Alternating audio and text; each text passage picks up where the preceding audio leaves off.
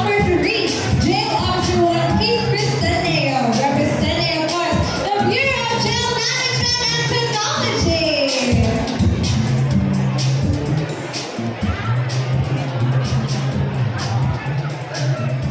Answer the boy handling number 3, you pick hashtag number 6. Hashtag power.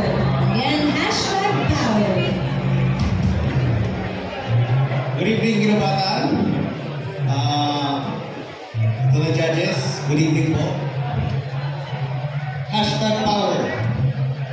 Well, power is authority also and influence upon others. What's important is how you use that influence and power to help the community, to help build a better nation. For the BJP, it's for through safekeeping. For the PNP, I'm sorry, but I don't know the Tri-Bureau, and even also our fellow teachers here. They help shape our future in every way. That's why power, it's how we use it. Okay?